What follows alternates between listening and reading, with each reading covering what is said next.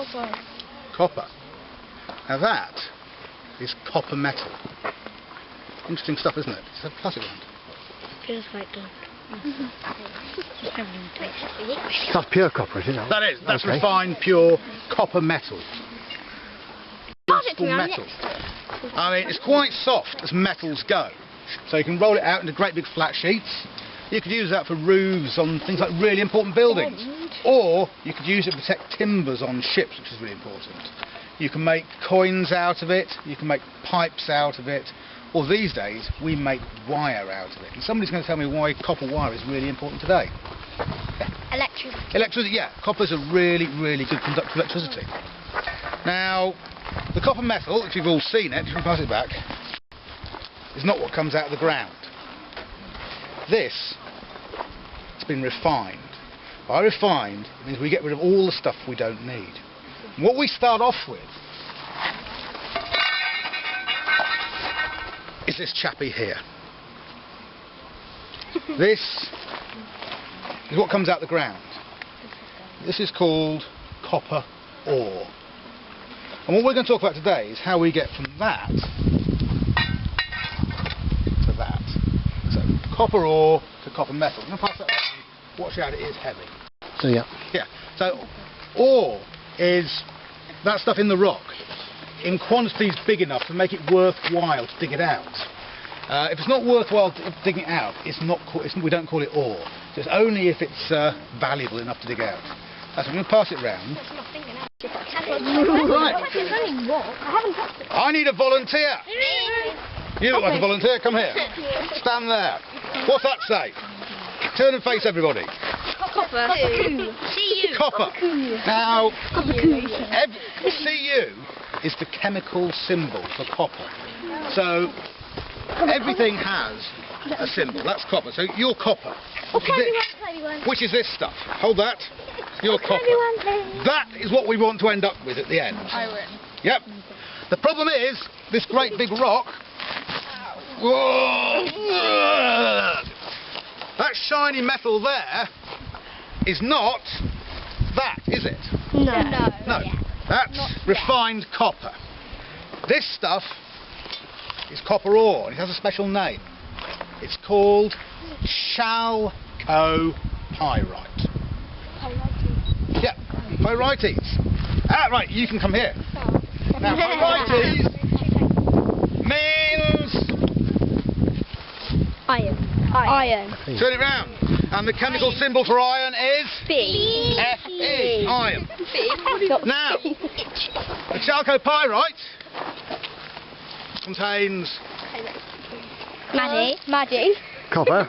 copper, iron, and one other thing.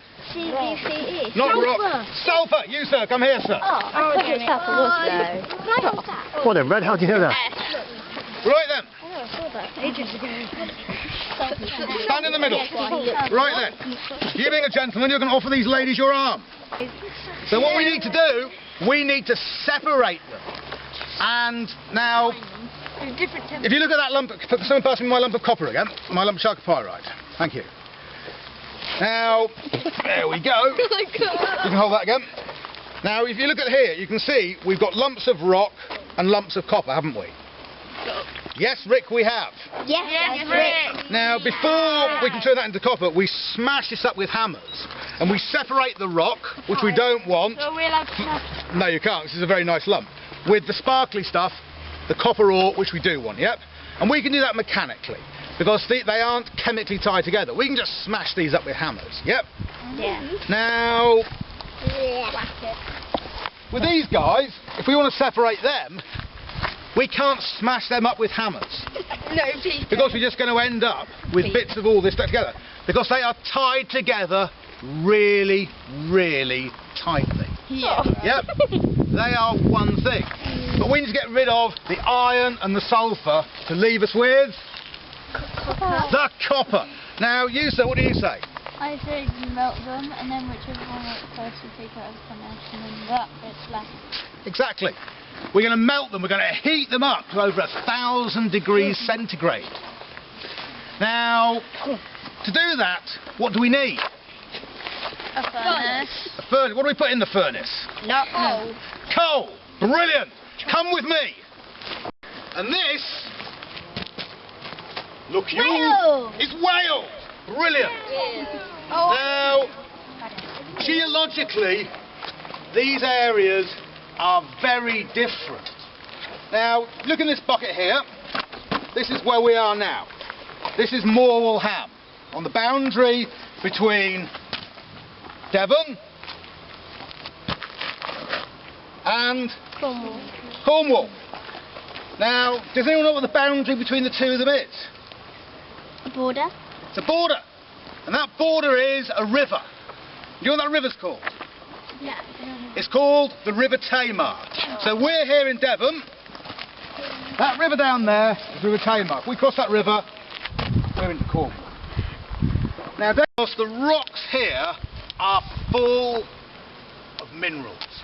They are full of ore. So, where we are now, we've got lots of copper ore, chalcopyrite. If I went over here onto Dartmoor, we got lots of tin. If I go down there into Cornwall, we've got lots and lots more tin. There is so much metal down here, it's almost falling out of the ground. Now, as my young friend said, to turn the ore into the metal, hold the metal up, so everyone can see it, splendid.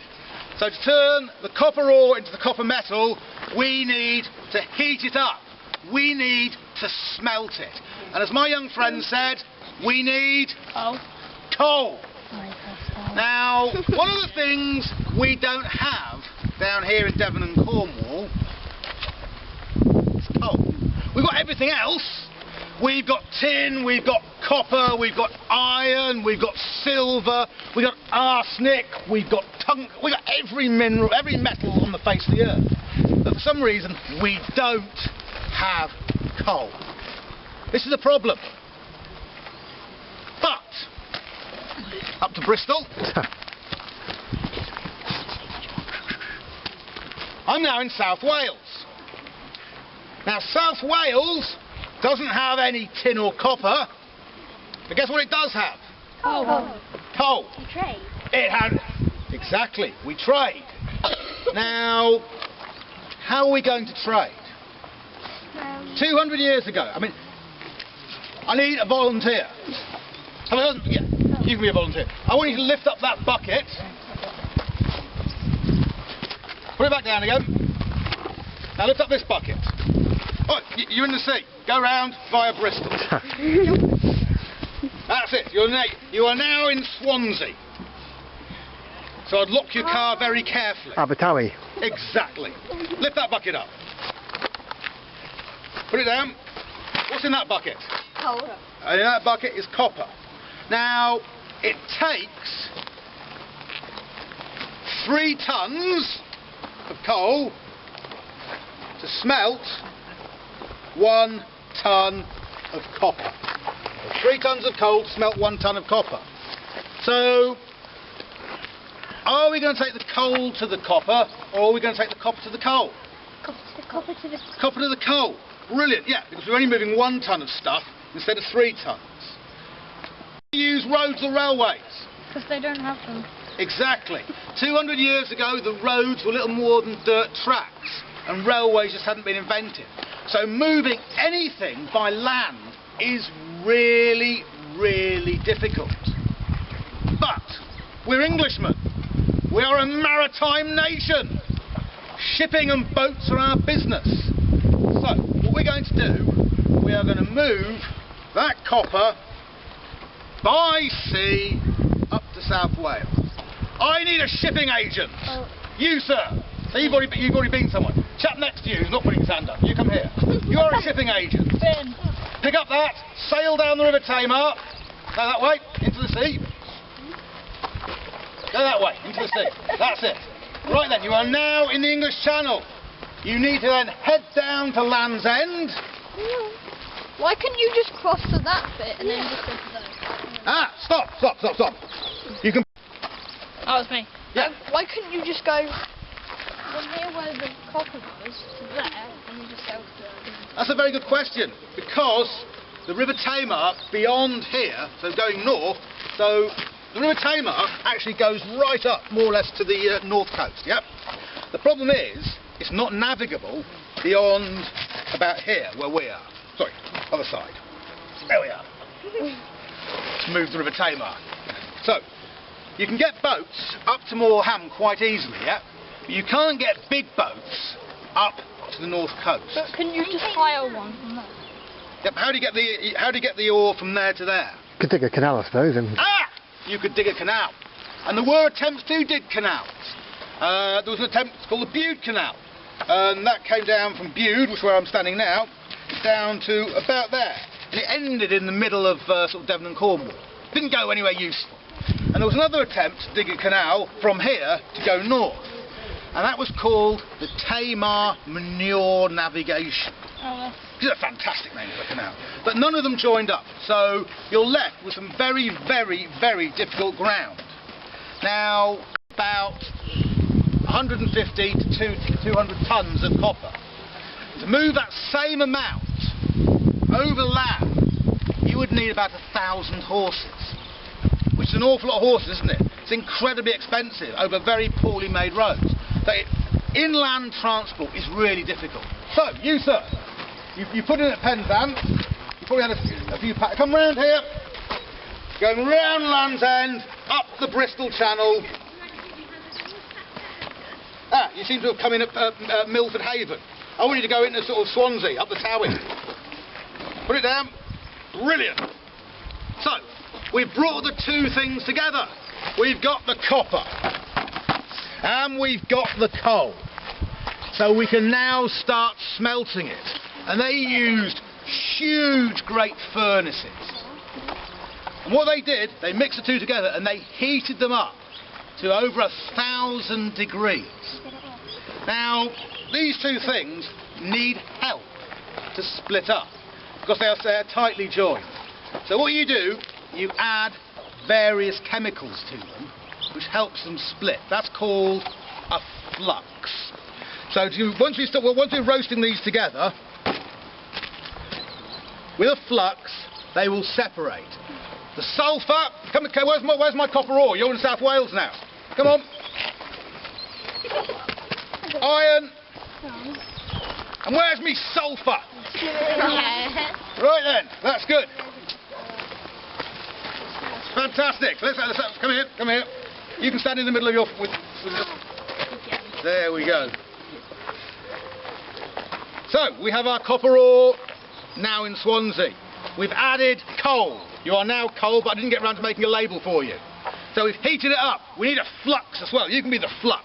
So we've mixed the copper ore, we've mixed the coal, and we've added... What have we added? A flux. So these are all going to separate. First of all, the sulphur. It's going to burn off. This leaves us with you two. Come on, closer, closer. Right. You are now known as a copper mat. We heat you again, and we get rid of the iron. Iron, go away. Don't need you anymore. Which leaves us with... Copper. Maddie. Copper metal.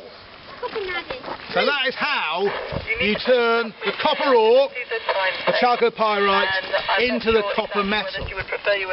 You have different people doing different things. So, can I borrow you? Me? Yep. Oh. Yeah, Alice. Stand there. Where's me copper? You own a mine. Oh, yeah. Now, there are lots of mine owners. Come on, you can be mine owners and a swell. Come on. You're a mine owner into Cornwall. Come on. So, we've got lots and lots of mine owners. They've got the copper ore. And we have some smelters as well. The people who actually change the copper ore into the copper metal. Now, you're the smelters. Now, somehow, you guys have got to do business, haven't you? Business. Now, when miners first started digging out copper, about in the year 1700, there was only about one person who was smelting copper, a guy called John Coster. You, sir, John Coster. Now, these people who owned their copper mines, they were mainly tin miners. But they were starting to find copper in the mines. and they didn't know what it's worth. So you're going to go around to Cornwall.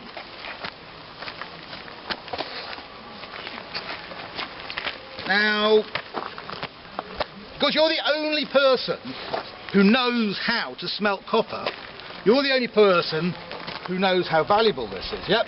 As far as these guys are concerned, this is just something that's getting in the way of their tin mining. Yeah. Because they're not copper miners, they don't really want that. So can I just take? You can pay them pennies for it, can't you? So you can pay them exactly what you want, because they don't understand what it is. So whatever you pay them, that's fine. And that's how it was working. There was John Coster, and he was buying all the copper for pennies. But people started to notice that John Coster was getting very, very, very rich.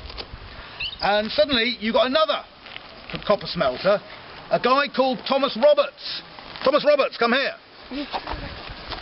Now, Thomas Roberts, you've decided you've become a copper smelter, haven't you? So you need to go over to Cornwall as well. He's going to stop Thomas Roberts, if he can, because he's onto a good thing, aren't you? Now, Thomas Roberts needs to work out how he's going to get into the copper industry. Whoa, whoa, stop that. I know. Now, John Coster here is paying these guys peanuts, isn't he? Poison him. So, you could get that copper by paying a little bit more than John Coster, couldn't you? Then could I pay? Ah! What was that? Can I pay a little bit? You more? can! So, Thomas comes into the market. He pays a little bit more than John Coster. Now, John Coster is really upset about this because he's had a monopoly, as we call it. So, my friend John Coster, what are you going to do? Pay a little bit more. You're going to pay a little bit more.